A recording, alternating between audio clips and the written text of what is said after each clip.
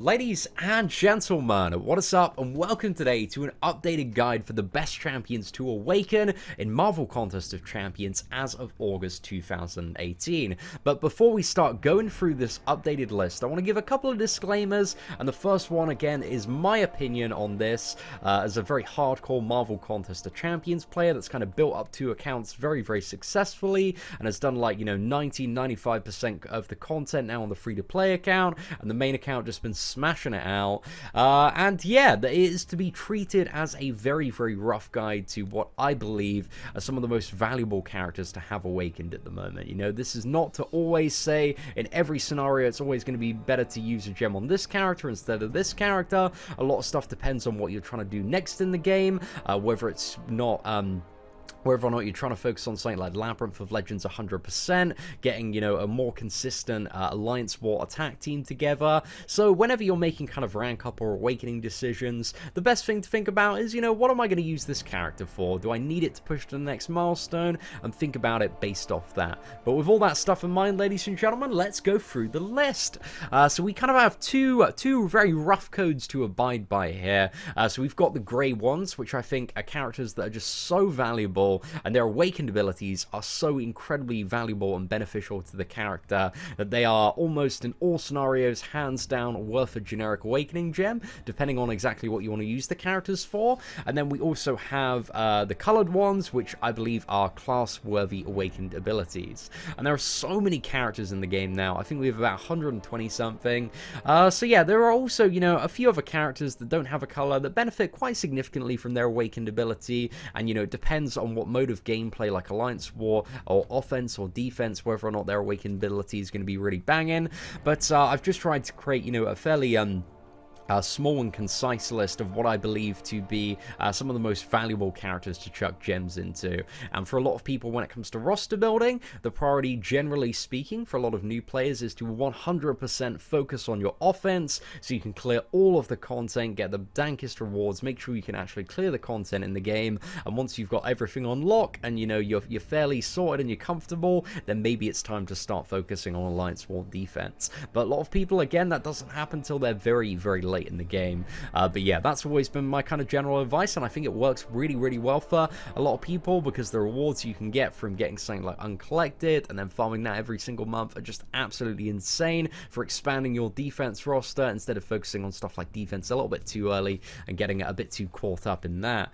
But anyway, ladies and gentlemen, let's go through the mutant class. So we have Archangel, who is still pretty much one of the best characters against any opponent that can be bled and poisoned. Tons of value in stuff like Act 5 progression, the monthly event quest, generally speaking. Like this month, he hasn't been super great because a lot of stuff is bleed immune, unfortunately. But last month, like 5 out of 6 of the bosses, he was arguably the best character for. His awakened ability via his neurotoxin, so some of the debuffs that he applies, reduces ability accuracy, both offensive and defensive, and also heal blocks the opponent. So it's just such a valuable awakened ability, completely shuts down enemies, and yeah, he can just absolutely tear through them. So yeah, Archangel is super valuable there. And then moving down the list, we have Wolverine, who gains increased chance to get a quite a nice chunk of regeneration off all of his attacks. It's like an 8% chance to get a 20% regeneration based on the amount of power you have, and also the signature level of Wolverine. But this could be really useful for general quest clearing, man. Wolverine could be a bit of a regeneration beast, and for certain stuff in like map 6, he can be a little bit useful as well. Also, we have Iceman, whose awakened ability allows his ice armor to recharge that little bit faster, and also allows you to apply Cold Snap right at the start of the fight to counter evade champions immediately. We have Rogue's awakened ability, which allows her lifesteal and also power steal to land some critical hits. And I know Rogue is still a pretty badass champion. She's still quite popular, especially if you've got her as a 5-star or 4-star character. And yeah, she can be very interesting to play sometimes, but she does lag maybe a little bit behind in comparison to some other characters. If you've got the Red Deadpool, if you're a beginner, and you've got the 3-star version of him, he's definitely worth an awakening gem for the regeneration there. But 4-star Deadpool Red pretty much isn't wildly available for the majority of the community. immunity. And then finally we have Domino, who gets a little bit more damage from her Awakened ability, but also if you want to use Domino on Alliance War Defense, and she is one of the kind of like top 5, top 10 most annoying champions to fight at the moment, getting quite a few kills, but also she has a really valuable use on offense as well for some mega damage, and also some really fun stun lock gameplay. So yeah, she's potentially worth a gem if you want to use her for a lot of stuff. But again, her Awakened ability isn't really essential for playing the character at all, just for Alliance War defense, and the Awakened ability is kind of like icing on the cake for a really powerful character. And then when we go to Mystic, we have Dr. Voodoo and Scarlet Witch. So Dr. Voodoo is a character that needs to be awakened, in my opinion. He just absolutely needs it, but he's so much fun to play. He is so good when he's awakened. Adds a lot more reliability and greatly enhances the utility of the character a lot, and really solidifies him as what I would define as a god tier champion when awakened. But yeah, Dr. Voodoo's such a useful character, got that regeneration, can just keep on going on and on, but he really does need that gem. But also at the same time, Dr. Voodoo is a little bit tricky to play in comparison to Scarlet Witch, who is kind of the new player's best face roll champion. If you get a 4-star Scarlet Witch, you get her awakened, you can just absolutely face roll content, and you're gonna have all sorts of stuff chucking out, like power locks, power drains, regeneration, more damage. Like Scarlet Witch, for you know, progressing through 90% of the game, is still like an insane face roll option for a lot of people. She works really well for a lot of stuff still. So yeah, Scarlet Witch can have some insane value, especially if you're kind of trying to progress toward the Collector. So yeah, she's really good, but also needs ideally as many levels as possible. Ghost Rider, you get the additional Judgment, which can allow you to extend all of your judgments by quite a bit more, and also the Judgment that you get from his Awakened ability is Fury, so you can deal a little bit more damage there. But Ghost Rider, he's still good unawakened, but if you know, going full Trinity, definitely worth the Mystic Gem there. Magic gains more Limbos, which is really good for playing the character, more damage mitigation, potentially with the ability to, you know, rewind health a little bit if you get hit, or, you know, take some block damage or some degen damage or something like that. But also very good for Alliance War defense still, as Mystic Dispersion is still a little bit of a pain in the ass, but Magic is nowhere near as threatening as she used to be. Morningstar allows her to start with 1 soul, and also kind of copy, well, not copy, but kind of make her own versions of like regen and fury whenever the opponent gets it. So this can be a really nice ability for Morningstar to have. And Morningstar is a bit of a badass MVP, man. She comes through on quite a few events and challenges, and especially with stuff like Infinity Dungeons returning on a regular basis. Morningstar has some pretty decent value there. And then we have Dormammu and Mephisto, who are mainly still 2 defensive champions, not really going to play much of these, and again, they don't have huge benefits from their Awakened abilities when you play them, but Dormammu gets a bit of degen whenever a buff expires on the opponent, and also Mephisto, has a chance on hit to gain Aura of Incineration. I believe also gains Aura of Incineration on parries as well, so yeah, it just makes him a much more annoying defender. And then we have Blade right at the top of skill. So Blade's Awakened ability is to be able to hold block and convert health into, power into health, which is just so insanely valuable, especially if you have a stacked Blade. Like, you're holding block, you're getting like 700 healing per second. It's just absolutely ridiculous. So yeah, Blade's regeneration is still so powerful, man. And especially when you're going through kind of like big long pieces of content like Act 5, it can really be worth its weight in gold. Like, it's a really powerful ability for the skilled Blade players, but you know, it does take a little while to kind of get good at finding those intervals and timings where you can get kind of big chunks of regeneration on Blade.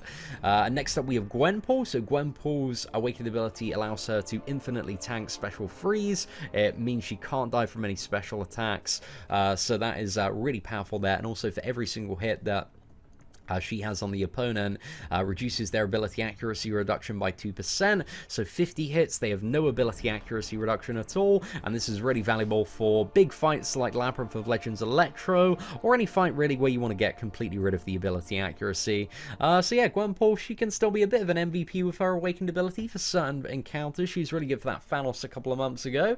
And then we have Killmonger, who gains a little bit more damage from his reverberation when you're playing the character, but also on defense is going to deal damage back to the attacker via his Awakened ability as well whenever he's in that reverberation state. So that's quite useful to have, a kind of a nice bonus if you are a big Killmonger fan there. Then we also have Taskmaster, who gains that kind of mega concussion from his Awakened ability, which if you are a really good Taskmaster player, and Taskmaster is one of the most difficult champions to play in the game, can be so valuable. And you also can rinse out that special 1 damage as well. So some great stuff there. We got Thor Ragnarok. He needs his Awakened ability to get, what is it, the empowerment from his special 3.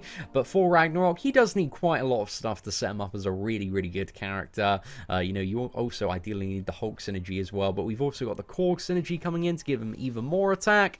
So yeah, I don't know, for Ragnarok, he's always one that I've got my eye on, but he does have some pretty dank damage output, man. Like, playing about with him from the Content Creator Program, I remember, once you get him going with that special 3, he becomes a very fun champion to play. And then tech, we have Star-Lord. So Star-Lord is one of those champions that sucks. He's so average, unawakened, but when you awaken him for every single hit he has on the combo, the attack just goes up and up and up. So if you, learn how to play good, you can get some insane damage ramp up. He's pretty much your ticket to, like, again, 90% of the content in this game. If you get 5-star one, you can do Labyrinth of Legends 100%. He's a fantastic option for that. But yeah, Star-Lord kind of does need to be awakened, so that's why he's got a little bit of priority over Stark and Aunt Spider-Man. But Stark Spider-Man, he's kind of borderline worth a generic gem, I would say. Like, the crit bonus you get from Poise is just so incredibly nice, and it also prolongs the duration of his taunt ability by a couple of seconds, which can be great for tricky to bait out special attacks. So yeah, Stark Spidey, he's got some pretty decent value from that Awakened ability, because critical hits are just a massive damage multiplier for a lot of champions. But he, you know, doesn't necessarily need to be awakened to be a super good character, I would say, 100%. But then we also have the Vision. So the Vision OG and Age of Ultron, they gain power, additional power gain from their awakened abilities. Sentinel, you can much more easily get to his 100 analysis, and Sentinel is a crazy damage champion. He's so much fun to play when he's at 100 analysis, and his awakened ability is the way to charge that up very quickly, because yeah, you can get there just by baiting out kind of a few special ones, and then you can get some God mode Sentinel gameplay, so some great value there. Iron Man Infinity War, mainly for defense, but also if you're kind of playing on the edge, you can get some insane power gain if you start a fight, you know, 20% and then go a little bit down. If you're kind of hovering around that like 10 to 15% region, you've just got a constant flood of power gain playing Iron Man Infinity War, and also he's easily top 5 defenders at the moment, so yeah, some great value for Iron Man Infinity War, but again, maybe one you want to consider a little bit later in the game.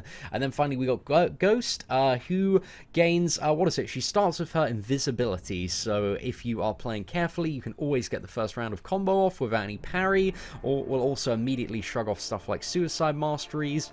And also, whenever you are invisible via dashing back, for every hit that misses on you, you gain 5% power, and this has certain combos in certain matchups, because a lot of Ghost damage comes from her special too, where this gives her so much more damage output, and she just becomes even crazier. So yeah, Ghost's awakened ability for a really insane champion just is kind of the icing on the cake, and I love Ghost, man. She's so much fun to play. And next up we have Void, who absolutely needs his awakened ability. Void has just been such a top tier champion. He's been decimating the high tier Alliance war. Like, Brian Grant has been doing some awesome 565 Void war gameplay videos, so if you want to check out Void and you don't really understand the hype, just check out Contest Champion on YouTube. But yeah, Void, he needs to be awakened, man, to get that big heal reversal, the power gain reversal, kind of the big chunk of damage, like, and also applies debuffs faster. Like, Void's awakened ability has an insane amount of value for a god tier character, so yeah, he's definitely the one to go for there. But also Captain America Infinity War has so much interesting utility you can build into him with his awakened ability, depending on kind of what characters of certain classes you have on the team. So yeah, he's got some really big value for people that like Captain America Infinity War's playstyle and kind of building teams around him. And I've seen some dank stuff from the top tier for Captain America Infinity War. So yeah, he's a pretty swell champion there. Then next up we have Red Hulk, whose awakened ability allows him to start with 2 incinerate charges, but also it provides him additional incinerate resistance whenever he has charges. It's like 15%, but it does depend on the signature level of the Red Hulk. So essentially, if you have an awakened Red Hulk, Hulk, he's a really, really good Mephisto counter. And also those 2 charges, man, they give him a nice bit of damage at the start, makes fights a lot quicker, a lot smoother. So yeah, that's just a really dank Awakened ability there. Hulk gains more damage based on how low his health is. So yeah, this can be really, really good if you are a big Hulk fan and you're playing him a lot in AQ, you know, because he can just, you know, you can take a little bit of a beating, get him down to 20%, stun lock the opponent in the corner and just deal some mega damage there. But also Luke Cage's Awakened ability, and I would say Luke Cage is maybe a little bit more valuable, generally speaking, than Hulk, just because the damage output is a little bit higher. And also Luke Cage with his Awakened ability allows him to tank Special Freeze every like 30 or so seconds, but it does depend on the signature level. So yeah, that is very, very valuable, that he can not only tank Special Freeze, or, you know, whenever you take a hit, he's going to go indestructible for a couple of seconds, but also that recharges now every like 32 or something seconds. But again, it does depend on the dupe level, but yeah, that can have some crazy good value there. And then finally we got Gladiator Hulk, whose Awakened ability, whenever you or the opponent get to 20%, he's either going to get an attack or a healing buff, and generally you want the healing buff, because if you're doing like Alliance Quest map 6, which Gladiator Hulk is an MVP for, he's so good for a lot of the Starburst nodes. But yeah, this can just be great for sustainability on the character. But again, it is a bit of a 50-50 gamble there, but I love Gladiator Hulk. He's a really good champion for fighting, what is it, like Domino, Mephisto, Dormammu, Magic, so a lot of those like really high-tier annoying matchups he deals with quite well. So yeah, I really like Gladiator Hulk. And then finally in Cosmic, we have Medusa, who, when awakened, you know, a lot of people take Medusa now to stuff like 100% Labyrinth of Legends, or just for ridiculous damage, and if you go full Medusa with the Inhuman Synergy, the Awakened ability will provide her a lot of the time like 6 stacks of Fury, which is going to increase her damage by like 104% or something like that.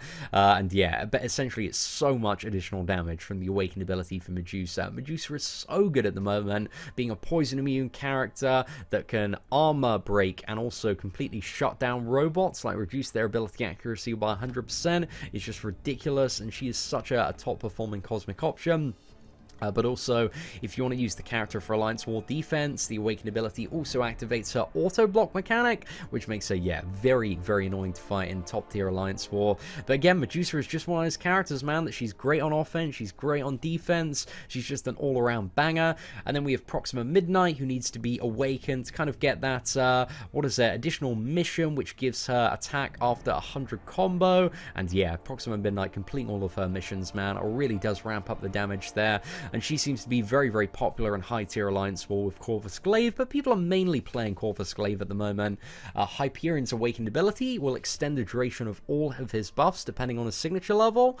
So yeah, some really, really awesome value with that, especially a lot of the damage from Hyperion comes off stuff like his power gain, his Fury, it just helps funnel even more through that. Corvus Glaive gains the cheat death, and also if you consume his Glaive charges, fast enough, they recover even faster as well. But generally, Corvus, he doesn't need his Awakened ability, but the cheat death on certain Alliance War nodes and Degeneration nodes could be so valuable, because essentially he won't die from stuff like Degeneration, providing he has at least 1 Glaive charge when awakened, so that can be a little bit interesting there. But also, taking a blocked hit or parrying does also get rid of the Glaive charges. So yeah, if you're not intercepting perfectly, those go down very, very quickly, but it's not something you need, but it's a very, very nice to have, and Corvus is doing so well at the top of Alliance War at the moment on offense, so he might be one for a few people to consider. Then we've got kind of OG Thor, who is such a great champion. If you pick him up early in the game, like a 4-star version, and you can just absolutely rinse through the content with his Awakened ability, as he's got a really nice stun. He's just really, really easy to play once you learn how to parry, and there's a lot of damage going out there as well. So he's kind of like a classic OG that still works very, very well for a lot of stuff. And then finally, we got the brand new champion that just came out a couple of days ago, Heimdall. So his Awakened ability, whenever you get True Strike, gives him a crit buff, which you can make permanent via his heavy attack, but also at the same time, it allows you to kind of transfer a bit of damage from the previous fight, because however many buffs you had in the previous fight, fight. They then transfer over into the next fight in terms of a power gain. So if you had like 6 buffs, you're going to gain like a huge chunk of power, almost immediately get up to your special 2, and Heimdall seems like a great counter to a lot of the annoying stuff, the auto block champions, the evade ones, because yeah, he does have permanent true strike as soon as you use a special 1 or special 2 or any special attack. So yeah, loving Heimdall, but that is about it, ladies and gentlemen. So you know, I'm very interested to get some thoughts and perspective on the updated Best Champions to Awaken list. If you have any thoughts, let me know in the comments section below. If there's a champion you think is just, you know, we missed out or didn't get enough consideration, I'm very interested to get some more perspectives. But apart from that, ladies and gentlemen, I hope you did enjoy today's video. If you did, feel free to smash that like button. That'd be greatly appreciated. Apart from that, thank you very much for watching. Take care, and I hope that you have an absolutely fantastic day.